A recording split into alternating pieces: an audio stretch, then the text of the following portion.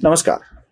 जंगलामध्ये युधिष्ठिर असलेल्या युधिष्ठिराला वेगवेगळ्या तीर्थस्थळावरची दर्शनं झाल्यानंतर ऋषीमुनी पुराणातल्या वेगवेगळ्या कथा सांगतायत. या कथा श्रवणाने युधिष्ठिराच्या ज्ञानामध्ये भरच पडते. म्हणजे काही गोष्टी अपरिहार्य कशा असतात आणि काही गोष्टी कराव्याच कशा लागतात याची जाणीव युधिष्ठिराला होऊ लागलेली आहे.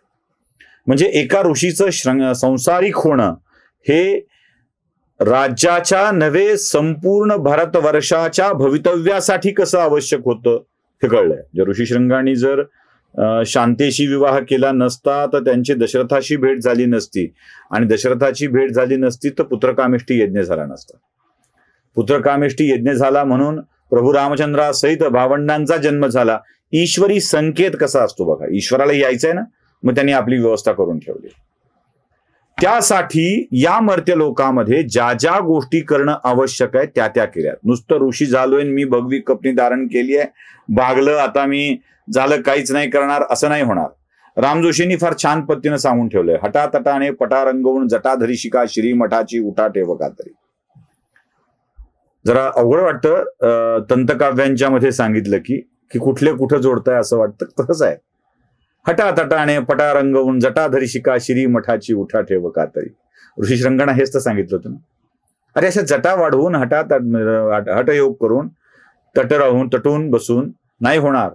या जगाचं कल्याण करायचं असेल तर ऋषीमुनींना सक्रिय झालं पाहिजे याची जाणीव करून दिली होती. विभांडिकाला आपल्या पुत्राला संसार करण्यासाठी मदत करावी लागली होती. आदेश द्यावा लागला होता आणि पुढे सगळं घडलंय. जगाचं कल्याण करायचं असेल तर ऋषींना सुद्धा आपल्या ब्रह्मचर्याचा त्याग करावा लागतो हे नक्की आहे. असंच एका गुहेमध्ये अगस्त्य ऋषी बसलेले होते. त्यांचा दिनक्रम चालू आहे. आता अगस्त्य म्हणजे थेट ब्रह्मदेवाचे पुत्र. आता या ब्रह्मदेवाच्या पुत्राला गुहेमध्ये म्हणजे जप करत बसलेल्या गुहेमध्ये झोप लागल्यावरती त्यांना एक स्वप्न पडलंय. आणि स्वप्न असं पडलंय की आपले पूर्वज या गुहेच्या तोंडाला टोकाला कुठेही उलटे वटवाघळासारखे लटकून पडलेले आहेत. अगस्त्य खाडकन जागे झाले. असं का बरं स्वप्न पडावं मला? माझ्या स्वप्नामध्ये माझे पूर्वज का यावेत आणि त्यांनी मला असं उलट टांगल्यासारखं का बघावं हा प्रश्न अगस्त्य ऋषींच्या मनामध्ये पडलेला आहे. आता अगस्त्य ऋषींच्या मनात पडलेला हा प्रश्न आणि त्यांनी स्वतःच उत्तर शोधण्याचा प्रयत्न केला. त्यांना कळलं की आपल्या पूर्वजांना आपल्या विवाहित होऊन पुत्रनिर्मिती केल्याशिवाय मोक्ष मिळणार नाहीये. आणि त्यांना मोक्ष मिळवायचा असेल तर मला विवाहबद्ध झालं पाहिजे. अगस्त्य आपल्या विवाहासाठी कन्या शोधू लागले.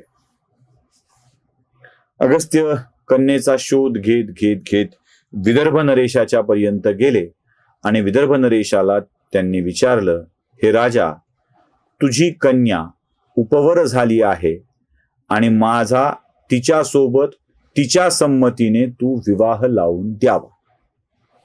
विदर्भ नरेशाला प्रश्न पडला, हे ऋषी हे जंगलात राहणारे, यांना कसली सुख माहीत नाहीत. आपली कन्या नाजूक, ती राजमहालात वावरलेली, राजसुखात वावरलेली, अशा आपल्या कन्येचा अगस्त्य ऋषींच्या सोबत विवाह करून देणं कितपर्यंत योग्य आहे, कुठपर्यंत योग्य आहे?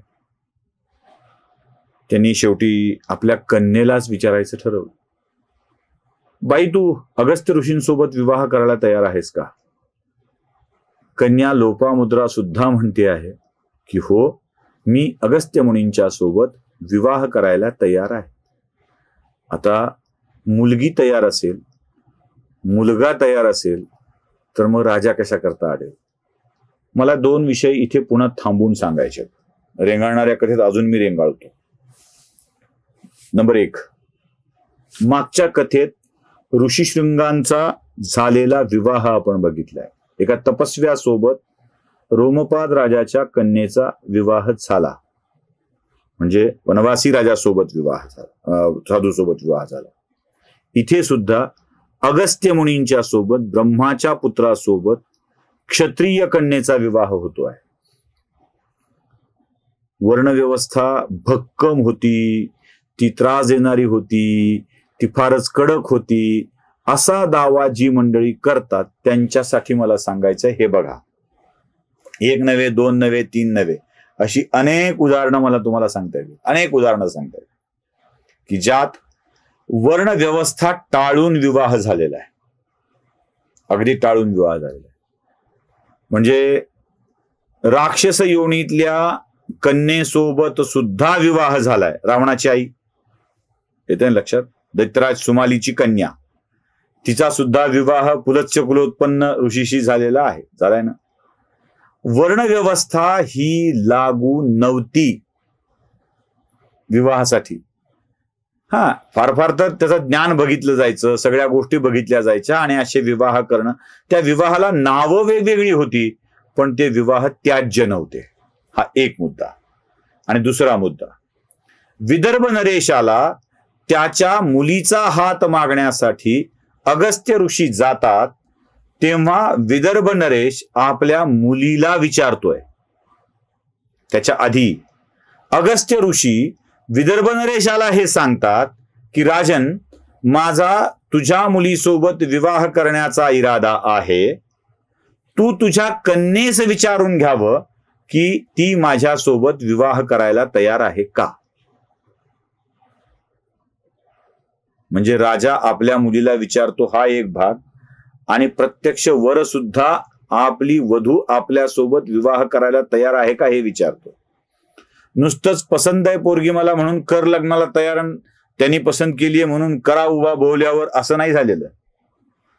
विवाहासाठी आलेला पुरुष उपयुक्त आहे का, योग्य आहे का, तो पसंत आहे का हे विचारलं गेलेलं आहे. अगदी स्वयंवराच्या मध्ये सुद्धा विचारलं गेलेलं आहे. आधीच्या कथांच्या मधूनही मी तुम्हाला हेच सांगितलंय. द्रौपदीनं कर्णाला नाकारलाय, रुक्मिणीनं शिशुपालाला नाकारलाय. आता काही विद्वान असं म्हणतील की अपवाद वेगळे, नियम वेगळा. तुम्ही 2-4च उदाहरणं सांगताय. मित्र हो, शीतावरून भाताची परीक्षा करायची असते. एखादं शीत शिजलेलं आहे हे कळलं की भात शिजलेला आहे हे कळतं. तसं जुन्या काळात काही लोकांची गोष्टी लिहिल्या गेल्या, त्या लक्षात ठेवल्या गेल्या, त्या सांगितल्या गेल्या, त्याचं पुनर्लेखन झालं म्हणून त्या आत्ता इथपर्यंत आल्या. सगळ्यात सामान्य माणसांच्या कथांचं लिखाण केलं गेलेलं नसतं. त्यामुळं जी पद्धत अस्तित्वात होती ती पद्धत ते तत्कालीन समाजाच्या धुरीणांनी, नेत्यांनी, प्रमुखांनी पाळलेली होती आणि समाजाच्या मार्गदर्शकांनी घालून दिलेले नियम, केलेल्या कृती याच जगाच्या अंमलबजावणीसाठी उपलब्ध असतात. म्हणून उपवर झालेल्या कन्येला तुला पती कोणता निवडायचा आहे याचं स्वातंत्र्य मिळालेलं होतं. तसं स्वातंत्र्य विदर्भ नरेशाच्या कन्येलाही होतं. तिने अगस्त्य ऋषींना निवडलं आणि विदर्भ नरेशांनी आपली लोपामुद्रा नावाची कन्या ही महर्षी अगस्त्यांना बहाल केलेली आहे आणि तिच्यासोबत विवाह करायला सांगितलेला आहे. दोघांचा विवाह झाल्यानंतर लोपामुद्रा आपल्या पतीच्या घरी निघाली, तेव्हा अगस्त्यांनी लोपामुद्रेला थांबवलं आणि सांगितलं की बाई, तू एका ऋषीची पत्नी झालेली आहेस, तू आता माझ्या वनवासातल्या आश्रमात येणार आहेस, तिथे तुझ्या अंगावरचे भरजरी वस्त्र आणि दागिने यांचं रक्षण करणं जमणार नाहीये, तिथे पर्णकुटीत राहणार आहेस. तेव्हा जशा पर्णकुटीत स्त्रिया राहतात तसं तुला यावं लागेल. लोपामुद्रेनेही अत्यंत आनंदाने आपली सगळी दागिने, वस्त्र, प्रावरणं उतरवली आणि वल्कल धारण करून ती आपल्या पतीसोबत जंगलात आली. वर्षानुवर्ष पतीची सेवा केली.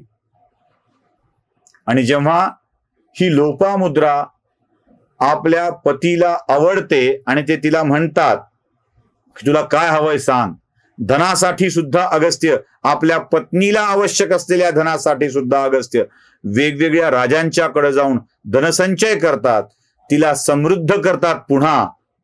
तिच्या तपश्चर्येवरती, तिच्या सेवेवरती प्रसन्न होऊन त्यांना रोमहर्षिणी कन्या सुद्धा होते. एका क्षणात, एका आचमनात समुद्राला पिणारे अगस्त्य आपल्या पत्नीच्या सगळ्या इच्छा पूर्ण करतात. लोपमुद्रा अगस्त्य संवाद ज्यांनी वाचलाय त्यांच्या हे लक्षात येईल, त्यांनी तो वाचावा.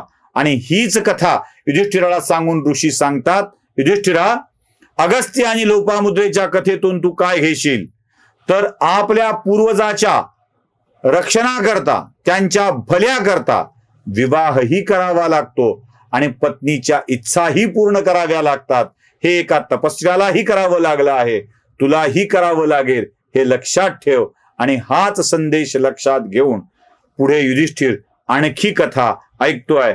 त्या काय आहेत ते देखील पाहूया.